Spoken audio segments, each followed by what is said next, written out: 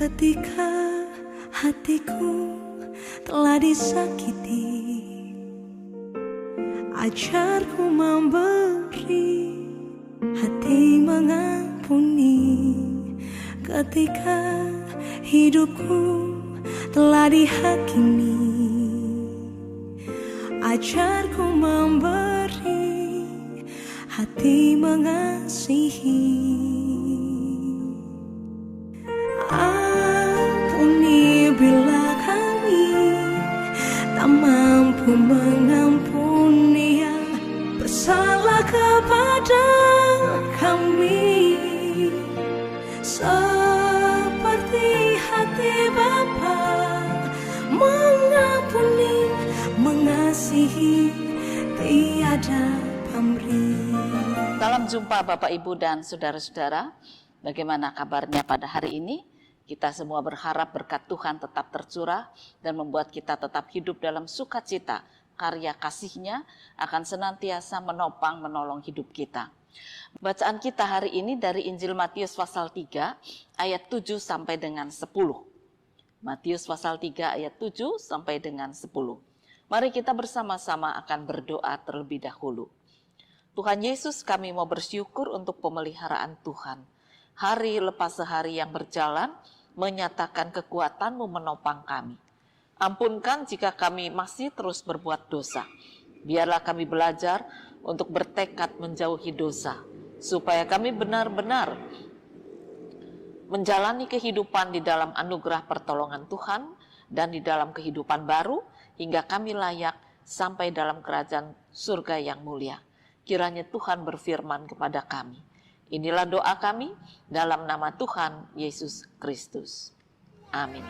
Tetapi waktu ia melihat banyak orang Farisi dan orang Saduki datang untuk dibaptis, berkatalah ia kepada mereka, "Hai kamu, keturunan ular beludak! Siapakah yang mengatakan kepada kamu bahwa kamu dapat melarikan diri dari murka yang akan datang? Jadi, hasilkanlah buah yang sesuai dengan pertobatan. Dan janganlah mengira bahwa kamu dapat berkata dalam hatimu, Abraham adalah bapa kami. Karena aku berkata kepadamu, Allah dapat menjadikan anak-anak bagi Abraham dari batu-batu ini. Kapak sudah tersedia pada akar pohon, dan setiap pohon yang tidak menghasilkan buah yang baik pasti ditebang dan dibuang ke dalam api." Bapak, Ibu, dan saudara-saudara, dalam bacaan firman Tuhan dinyatakan bagaimana Yohanes Pembaptis begitu marah ketika dia didatangi oleh orang-orang Farisi, orang Saduki, orang-orang penuh kemunafikan yang melihat Yohanes Pembaptis sedang membaptis. Ya, kemudian mereka bertanya-tanya dan ingin juga dibaptis, tapi Yohanes Pembaptis dengan sangat keras mengatakan, "Hai kamu keturunan ular beludak." Artinya, bagi Yohanes Pembaptis, orang-orang itu tidak mungkin mengalami pertobatan. Bagi Yohanes Pembaptis, mereka adalah munafik-munafik yang kelas wahid. Dan mereka akan menjalankan terus kejahatannya itu tanpa menyadari semua itu akan membawa mereka pada kehancuran. Dijelaskan seperti apapun, mereka akan tetap menutup hati dan keras hati. Dan oleh karena itulah Yohanes Pembaptis mengatakan sebagai ular beludak, percuma kamu datang ke sini. Dan dijelaskan juga bahwa dia yang akan membaptis sesungguhnya sudah datang, tetapi kamu akan menolak. Jadi dijelaskan bahwa mereka semua pasti akan menolak Yesus. Untuk apa kalau dibaptis cuma dengan air tanpa pertobatan? Nah, berangkat dari firman Tuhan ini, sekarang mari kita menilai diri kita, apakah kita juga masih menjadi orang yang selalu ingin berbuat dosa dan tidak pernah mengalami pertobatan dengan ketulusan dan kesungguhan. Jadi artinya ada dosa-dosa yang selalu kita lakukan dengan kesadaran, dengan anggapan bahwa nanti aku ngaku dosa selesai. Dan itu dikatakan sebagai orang munafik, bukan orang yang sungguh-sungguh ingin melepaskan diri dari dosa dan memperbaharui sikap hidupnya. Ingatlah dikatakan orang semacam itu tidak punya tempat dalam kerajaan surga. Bapak, Ibu, dan saudara-saudara, ada seorang anak muda yang hidup di tengah kepahitan. Memang awalnya dia berangkat dari keluarga yang tidak mampu, ada banyak kepahitan menimpa dia. Akhirnya dia terpaksa menjadi seorang pencuri muda. Lalu beberapa kali dia tertangkap. Dan karena dianggap masih muda, dia cuma diberi nasihat, nasihat, dan nasihat. Akhirnya ketika dia sudah menjadi lebih dewasa, polisi sudah menganggap dia layak untuk dihukum, ya terpaksa dia dijebloskan. Dan ketika ditanya oleh polisi, kenapa sih kamu tuh nggak mau bertobat, nggak kapok-kapok, dia hanya diam saja.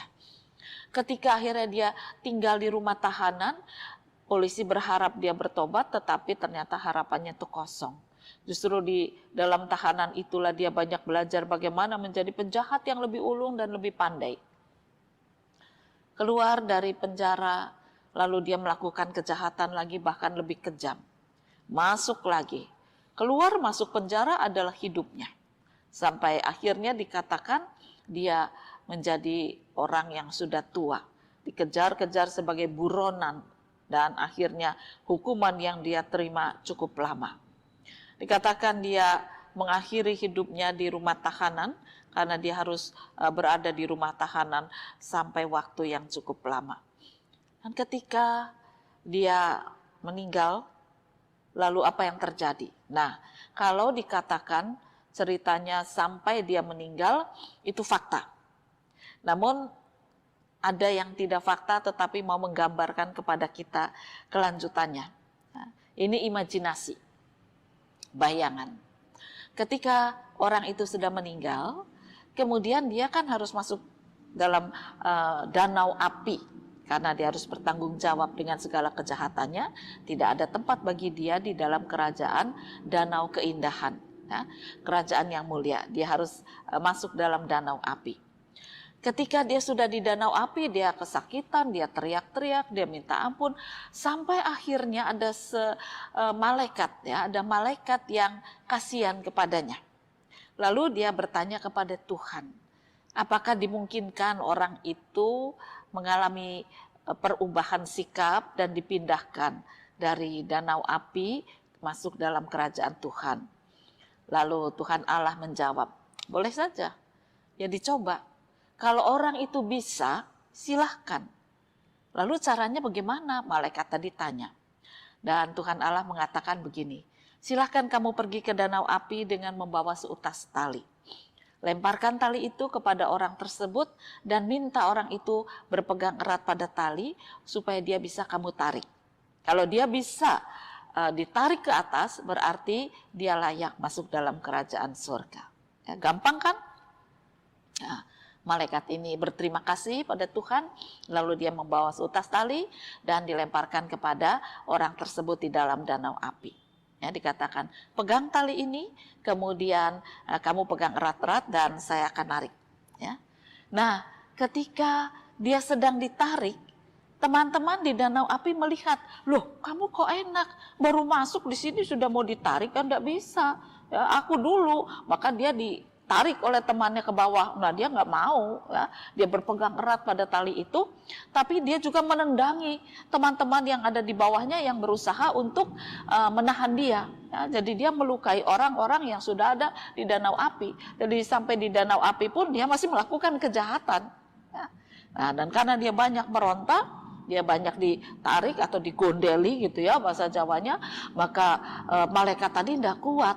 Lama-lama kewalahan dan akhirnya yang terjadi apa? Tali itu putus di tengah jalan. Ya. Dan akhirnya orang itu juga masuk kembali ke danau api. Dan ketika dia menangis meronta-ronta, malaikat mengatakan ternyata kamu tidak pernah putus berbuat dosa. Sudah mau diangkat. Kamu bukan berbelas kasih kepada sesamamu, tapi kamu menendang, menyakiti sesamamu. Loh, karena mereka menyakiti aku, lah itulah kesombonganmu, kejahatanmu, egomu yang tidak layak ada dalam kerajaan surga. Nah, akhirnya ya dia terpaksa tinggal danau api. Nah, Bapak Ibu dan saudara-saudara, ini cuma imajinasi. Tetapi artinya ada orang yang sudah dibujuk untuk mengalami pertobatan, tapi dia tidak pernah mau. Bahkan sampai sudah mati pun dia masih tetap jadi penjahat. Mari kita lihat diri kita. Jangan karena kita sudah dibaptis, percaya pada Yesus, lalu kebaktian tiap minggu, lalu beri persembahan, kita pikir surga sudah ada di tangan kita. Kalau kita hidup sesuai dengan firman Tuhan, maka kita punya keyakinan kita akan bersama dengan Tuhan Yesus. Tetapi kalau dosa masih kita perbuat dan kita tidak pernah mengalami pertobatan yang sungguh, berbuat lagi, dan kita katakan gampang, nanti minta ampun, nanti berdoa, selesai. Tidak semudah itu. Artinya hati kita masih dikuasai kejahatan. Artinya hidup kita masih tetap ingin di dalam kuasa dosa. Dan kita tidak mau berhenti untuk berbuat dosa. Apakah dosa kemarahan, dosa kelicikan, dosa kemunafikan, dosa kejahatan lain, mencuri, atau korupsi, atau penjinah, atau apa saja. Ada banyak dosa. Dan kita tidak pernah bisa untuk melepaskan dosa itu dengan sungguh-sungguh. Lalu kita katakan aku tidak berdaya, dosa yang lain sudah saya jauhi, yang satu ini tidak bisa, tetap tidak bisa. Tetap tidak bisa. Jadi artinya apa? Tidak pernah berhenti berbuat dosa. Bahkan mungkin sampai di danau api seperti imajinasi tadi, ya tetap kejahatan itu akan berkuasa. Nah inilah yang harus diperhatikan dengan sungguh-sungguh. Jangan sampai kita merasa jadi orang Kristen tetapi kita tidak pernah mengalami pertobatan.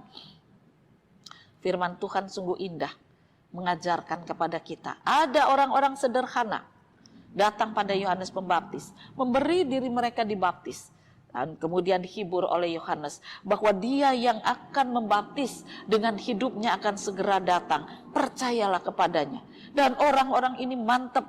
Orang-orang ini mantap untuk meninggalkan dosanya.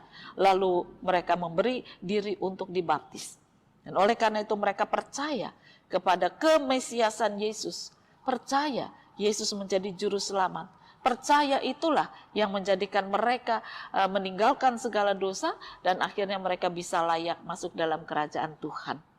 Sementara para pemuka agama dengan sombongnya mereka menganggap diri mereka suci dan layak. Lalu Yohanes Pembaptis dengan tegas mengatakan kamu tidak akan dilayakkan sebab kamu adalah ular beludak. Penuh dengan kejahatan, penuh dengan kedengkian, penuh dengan kemunafikan, penuh dengan dosa. Kamu menginjak-injak sesamamu. Kamu memanfaatkan orang lain untuk kekayaanmu.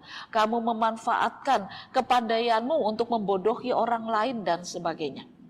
Dan dikatakan kamu tidak pernah mengalami kesadaran untuk bertobat. Nah, Bapak, Ibu, dan saudara-saudara, firman Tuhan mengingatkan kembali pada kita. Mari kita teliti diri kita. Supaya kita jangan terus-menerus berbuat jahat, bahkan sampai di neraka pun kita masih mempunyai hati yang jahat. Ya, tentu kita sangat tidak layak, sebab kerajaan surga adalah kerajaan penuh damai, penuh dengan cinta kasih, saling menerima satu dengan yang lain, kerajaan indah yang Tuhan Yesus sediakan. Kita sudah lelah dengan dunia ini, penuh dengan kejahatan, penuh dengan orang-orang yang tidak berbelas kasih, penuh dengan kekejaman. Kita sudah lelah. Oleh karena itu jangan kita lanjutkan dalam kerajaan surga, sebab di surga tidak ada. Itulah harapan kita. Di dunia kita boleh menjadi lelah, menjauhi segala kejahatan, dan kita bertahan dalam kekudusan kebenaran, tetapi kita punya harapan. Kita masuk dalam kerajaan yang indah, yang Tuhan Yesus sediakan. Oleh karena itu hentikan segala dosa. Dan jangan kita tetap hidup di dalam kuasa kegelapan. Selamat berupaya. Tuhan Yesus memberkati. Amin. Mari kembali kita akan berdoa. Ajarkan pada kami Bapa di surga, bahwa sesungguhnya kami ini sudah ditebus oleh Tuhan kami Yesus Kristus. Dan oleh karena itu kekuatan kemenangan Yesus akan menolong kami mengalami pertobatan yang sungguh-sungguh, meninggalkan kuasa dosa, menuntun kami hidup dalam pembaharuan, penuh dengan cinta kasih dan kebahagiaan. Oleh karena itu kiranya Tuhan berkarya dalam kami. Hari lepas sehari kami dikuatkan untuk meninggalkan dosa. Sampai saatnya kami masuk dalam kerajaan yang mulia. Topang iman kami, topang semangat kami untuk menjauhi segala dosa. Kiranya kekuatan Tuhan turun atas kami. Inilah kerinduan kami dalam nama Tuhan Yesus Kristus. Amin. Ketika hatiku telah disakiti, ajarku memberi hati mengampuni ketika hidupku telah dihakimi. Ajarku memberi, hati mengasihi. Ampuni bila kami tak mampu mengampuni yang bersalah kepada kami, seperti hati Bapa mengampuni, mengasihi tiada pamrih.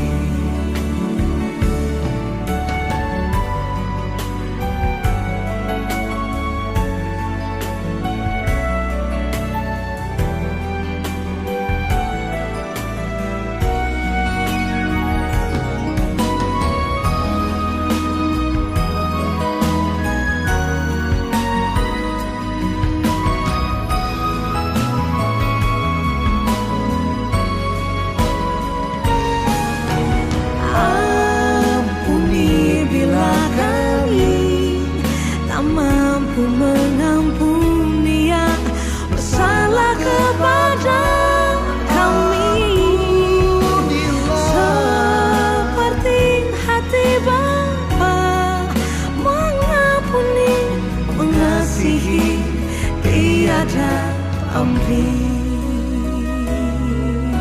seperti hati Bapa mengampuni, mengasihi tiada pamrih.